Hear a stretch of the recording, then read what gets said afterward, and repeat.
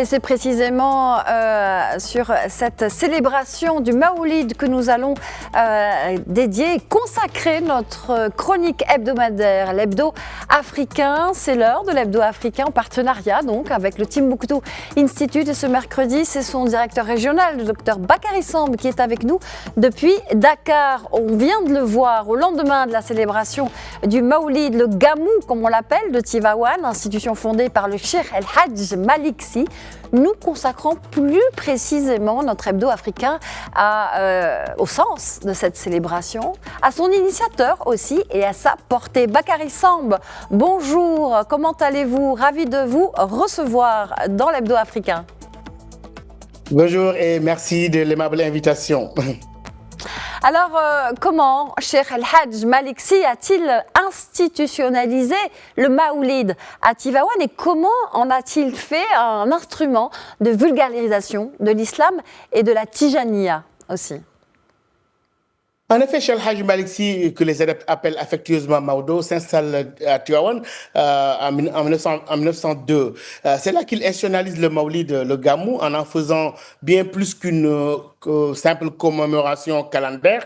Ce qui est remarquable, c'est qu'il a transformé cet événement en un véritable instrument de vulgarisation. Et le Gamou devient le moment annuel où il réunit ses moukadam venus de toutes les régions du Sénégal, et même au-delà, et où il met à jour les enseignements et où il les renvoie ensuite diffuser le message prophétique et la voix de la Tijaniya dans leur localité. Donc Tivaouane se mue en une université populaire, un espace de formation intellectuelle et spirituelle accessible qui allie en même temps le chapelet pour préserver l'espace de liberté de culte face à la domination coloniale et la plume pour éveiller les consciences. C'est par donc cette stratégie de centralisation, de décentralisation, puis de recentralisation que Cheikh El Hadj Malick Sy a fait du Maoulid un levier puissant de diffusion d'un islam enraciné, populaire, mais aussi savant à travers tout le Sénégal et l'Afrique de l'Ouest.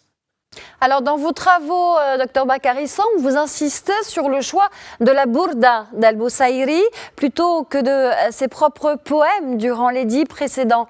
Le Maoulid, qu'est-ce que cela révèle de l'enseignement d'abord, mais aussi de la philosophie de Cheikh El Hadj Malick Sy, appelé affectueusement Maodo, comme vous venez de le dire, par les adeptes de la Tijaniya, dans la vulgarisation de la célébration du Maoulid?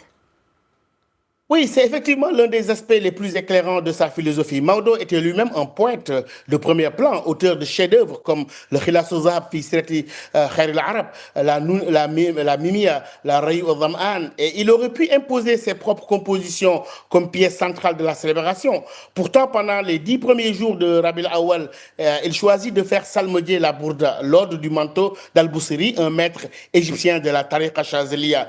Ce choix révèle une humilité, en fait, une humilité profonde et une pédagogie de l'ouverture. En honorant d'abord un prédécesseur d'une autre confrérie, Maodo refuse l'autoglorification et place l'amour du prophète, le Madih al-Nabawi, au-dessus de toute appartenance. Il inscrit donc Tivaouane dans une tradition spirituelle et littéraire universelle qui relie le Sénégal au Caire mamelouk, au Maghreb, au Bladou Chingrit, au Maroc. La récitation de la Bourda devient ainsi un espace de formation des cœurs et des esprits où la poésie sacrée, la méditation sur la nativité et la transmission du savoir se conjuguent. C'est cette modestie altruiste qui a permis quand même au Maoulid de Tivaouane de rayonner largement et d'être approprié par des générations de disciples comme un moment véritablement d'élévation collective plutôt que d'affirmation identitaire.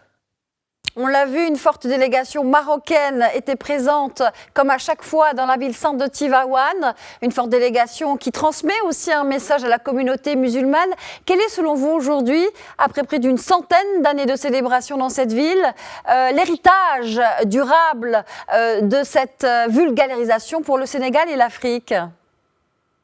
On peut dire que cet héritage est vivant et considérable. Plus d'un siècle après la disparition de Maodo en 1922, le Gamou de Tivaouane demeure un modèle de spiritualité populaire, intellectuelle, inclusive, qui a essaimé dans toute l'Afrique de l'Ouest et même dans la diaspora, grâce au réseau de Moukadam et la pédagogie de transmission qu'il a instauré. Cheikh El Hadj Malick Sy donc a popularisé un islam fondé sur le modèle prophétique, la concorde, la justice sociale, la protection des faibles et le vivre ensemble.